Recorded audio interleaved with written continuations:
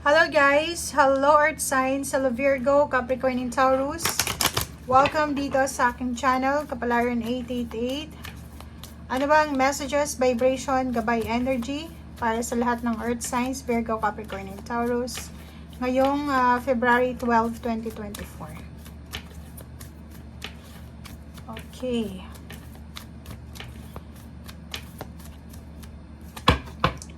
Walang lumalabas.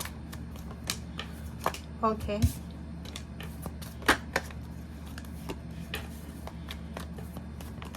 Oops. Earth signs. Courtship. Child. Poverty. Okay, so ang nakikita ko sa'yo dito,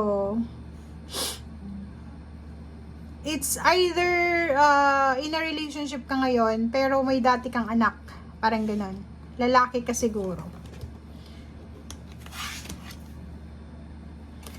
Posibleng may expectation sa'yo yung anak mo. Or yung dati mong karelasyon. Parang ganun. So, comment down below.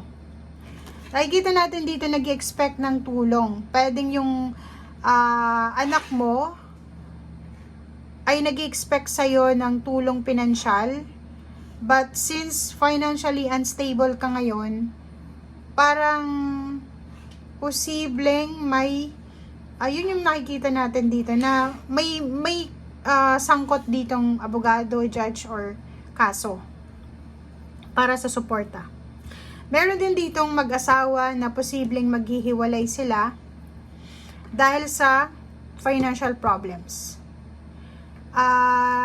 Mayroon ditong earth signs na posibleng maghihiwalay sila, pero expected mo na to eh. Parang expected mo nang maghiwalay kayo, maghihiwalay din kayo dahil sa, siguro dahil may anak yung taong ito, nakarelasyon mo, or ikaw yung may anak, and hindi siya willing na suportahan kung ano man ito na responsibilidad mo sa anak mo, parang ganun, or anak niya. Nakikita natin dito na if you're a single, pwedeng yung nililigawan mo kung lalaki ka is may anak na. Or pwedeng kung ikaw naman ay babae, yung manliligaw mo ay posibleng dating may asawa or dating may anak.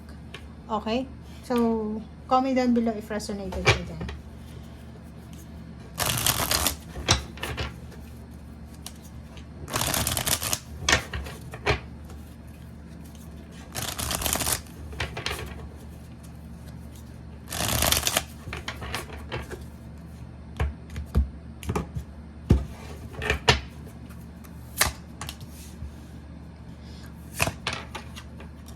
Okay, so itong justice card na to is parang ito yung judication dito.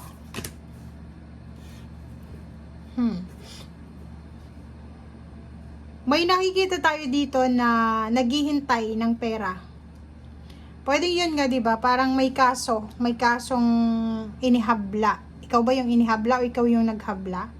Kasi posibleng nag-aantay ng settlement, parang ganon.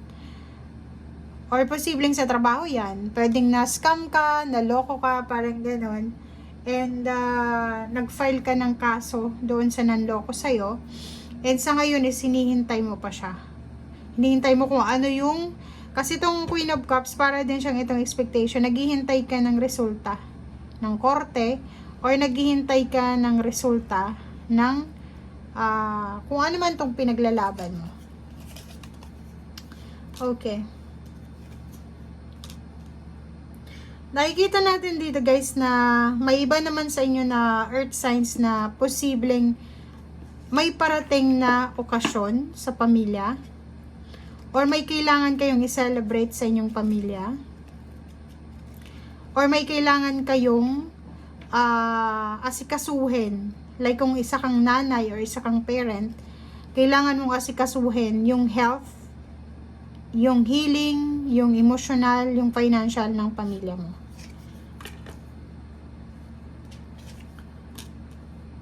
May iba naman sa inyo dito na siguro sobrang pagod na sa pakikipaglaban sa buhay.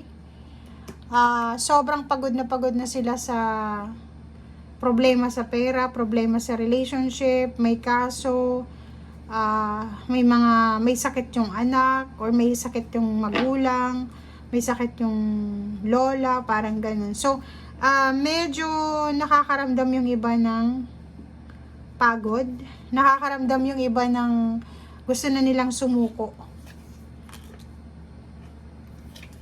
Okay, so nakikita natin dito na may posible kang balita. May balita kang matatanggap sa araw na ito. And ang balitang ito ay posibleng kailangan mong umalis, kailangan mong mag-travel, kailangan mong mag-relocate, kailangan mong umalis, or parang ganun yung sinasabi ng baraha. Lumipat ng bahay, lumipat ng tirahan, lumipat ng trabaho, baguhin yung nararamdaman, parang ganun. So, posibleng makatanggap ka. Kasi itong 8 of Wands na to, pwedeng messenger chat, email, or kung ano man siya, na pwedeng magbigay sa'yo ng decision making. Okay? Or pwedeng yung iba sa inyo dyan, Earth signs, Virgo, Capricorn, and Taurus, posible kayong makatanggap ng pera. Yun na nga, yung kung nag-expect ka ng lump sum, ng settlement, or ng alimony, or kung ano pa man, or pwedeng naghihintay ka ng salary increase, or new job, or new, parang, pera na trinabaho mo na, or pwedeng advance payment. So, comment down below. Excited ka eh. Sobrang excitement yung mararamdaman mo kasi feeling mo, mahawakan mo na yung pera eh. Parang, ang iba sa inyo dito, ang good news na, or ang balita na isi-celebrate nila sa araw na ito is dahil sa makukuha nila yung sweldo nila ng advance, or makukuha nila yung pera, mahawakan nila yung pera, magkakaroon na sila ng pera para i-save. Excited sila sa kung ano man tong parating na to na pera. And dito din sa 9 of Wands, sinasabi na masaya ka kasi lahat ng pinagpaguran mo, masaya ka dahil lahat ng sakripisyo mo ay nagbunga na or magbubunga na. So parang eto, 1, 2, 3, 4, 5, 6, 7, 8, 9 cards ang nagsasabi na iisa yung sinasabi na excited, masaya dahil sa parating na yung pera. Excited, masaya dahil sa lahat ng pinagpaguran niya ay nakuha niya yung result, positive result. Nahawakan niya yung pera or mahahawakan niya na yung pera. Lahat ng plano niya na hindi natuloy ay posibleng matutuloy na. 'Di ba? Alam mo yung message dito iba din. Dito iba din, dito iba din. So, ikaw na lang yung hanapin mo na lang kung alin dyan ang resonated sa'yo. Okay? Thank you guys. Bye!